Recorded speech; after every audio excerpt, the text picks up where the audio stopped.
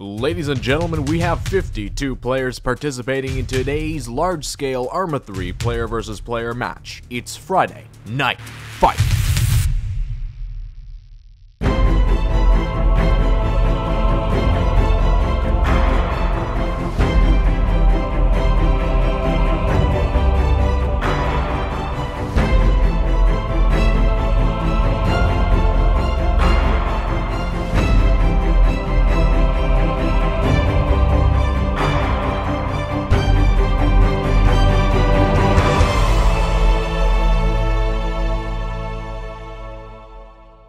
Before we move on to the actual commentary, I just want to remind you that this is a highlighted version, meaning if you want to watch the full version, click the annotation on the screen here now, but if not, be sure to keep watching the clock in the bottom left-hand corner of the screen to determine how far into the round we are.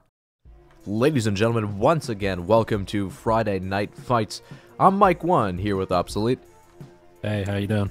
And we are commentating today's match. It's looking to be a good one. We have a very high player count at 52 players participating in today's match. I think that's the highest turnout for Friday Night Fights ever, and it's looking to be a good game as a result. That's right, and again, we're going to quickly call out the mission objective, which is going to be playing for this round, and that is that the OPFOR are attacking the town of Therisa, and I believe Hill 41, which is to the right of the town. They have to attack and secure the town center, as well as secure the top of the Hill 41.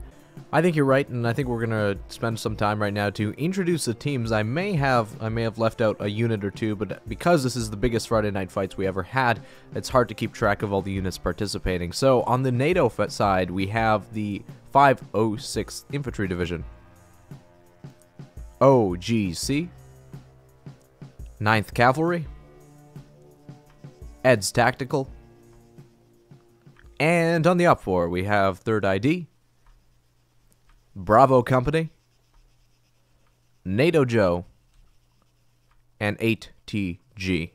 So lots of communities participating in this event. And it looks like they're on the edge of the tree line. Are aimed yeah, directly here we go. At them. If BLUFOR is going to see them, they've got to see them now. Know. They're on the edge of the tree line here. How about the other OPFOR elements? Are they able to support if that first kind of not from that position? No. I see. There's one. I mean, they may up be to able the to fire longhouse. into.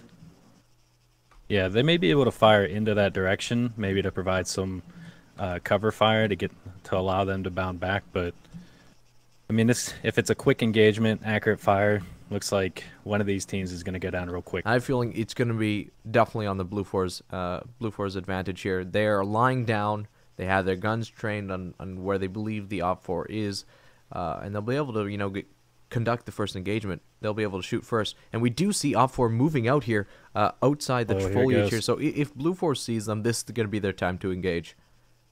They're moving right up on that BLUFOR position. They're going to move right up on them. Oh, there we go. First shots. One down. There goes one down. 2 down. 3 down. That was a fantastic engagement. I see 3 down. Yeah, they had them directly lined up. Yeah, good shots from them. We don't have any. We have some return fire coming from the tree line there. There's 2 units of. Yeah, it looks like another element of red has pushed up into that. There are BLUFOR's taken one casualty. Both sides. One casualty for BLUFOR. 2 casualties for BLUFOR. Nope, that guy managed to survive. Moving around, trying to flank a little bit to the right of the BLUFOR's position. They're finally starting to open up. There we go. It's about time that Red Fort engages, and they're firing as well from the longhouse as well. So it looks like finally the OPFOR are able to put some heavy fire down on that BLUFOR position. Looks like they're pulling back. The other side. Hey, here we go. We got smoke out. So we got some smoke being looks shot. Like this perhaps could be covering this is the advance best here. idea. So where are they? So they're launching GLs here, which, this is a good thing. Provide a smoke screen, and then throw some GLs up there. Get them kind of scurrying about and moving around. Yeah, it looks like we're getting ready for the crossing here. It's probably going to be a consolidated effort. Yeah, that's a lot of smoke being poured onto that hill. Wow, an element is pushing up now to the tree lines. They've made a good advance here.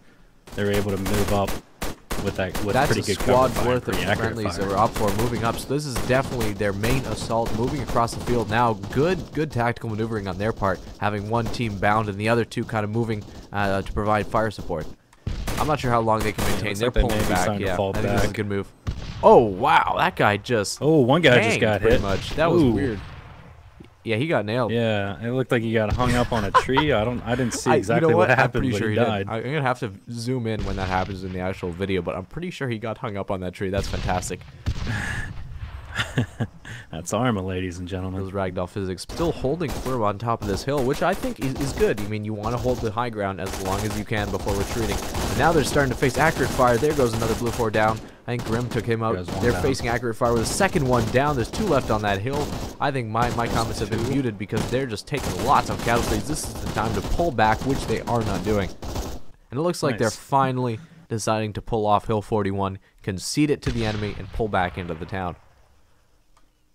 Yeah, so, yeah, it looks like OPFOR didn't take any casualties from that small arm fire, and they are now pushing up. And BLUFOR is pushing back hard. They're just bucking it down to the I think that's the best move they can do. So, definitely in the second engagement here, we have another, I would call it an OPFOR victory. So that machine gunner killed an OPFOR opponent. So they've lost 2 currently in this engagement, and NATO, the NATO or BLUFOR forces have not lost any in this defense of Therisa. Yeah, it's a good defensive effort. Though, if you look where Dawn and Yahtzee are sitting, there is going to be a red fort moving up on their position. He entered the house right next to them. Oh, he's so close. Is now this is going to be close. The steps. Do you want to follow this engagement as it happens? Yeah, I'm following this engagement right now as it's happening. So, looks like Verhey is now entering the building. He knows they're upstairs. Looks like someone went through the front and up the steps here.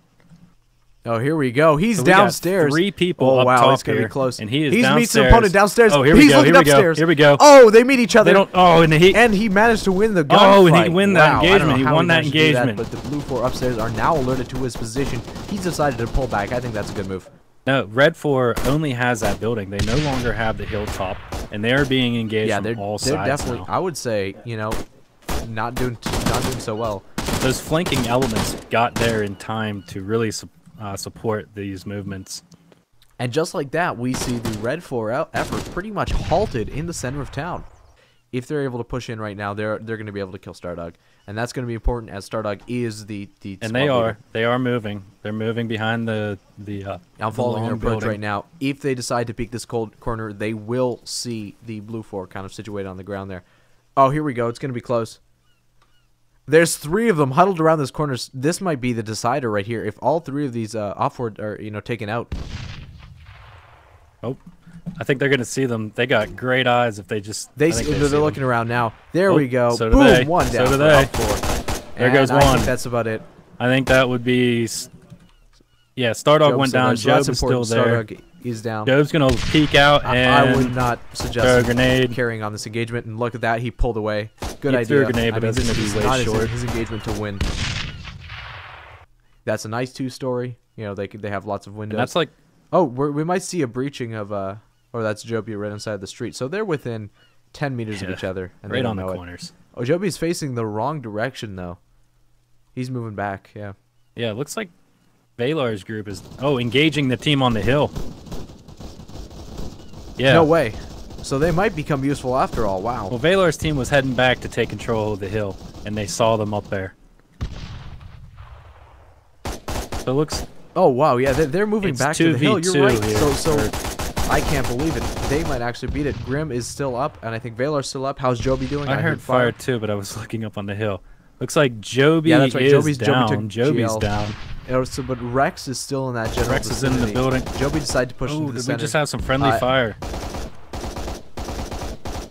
I'm not sure who he's shooting at. Salem and Rex are going to be the next engagement here as they're getting really close. How's the engagement on the hill going? They were engaging who's red? Irving in the other 2-story building from the opposite side of the street. He is falling back now. He's coming out the front. He's within 10 meters of Rex, or within 10 meters of Salem, who's just across the street from them. Yeah, Irving and Rex are both there. And then, what's the 2-story there with Optimus Manatee, the survivor. Whoever wins one of these decisively is going to have a huge advantage. Oh, looks like BLUFOR wins in the defense. BLUFOR was able to hold the hill and center of town, being contested and winning the round. Well, Ops, thanks for commentating with me once again. Hey, it's always a pleasure.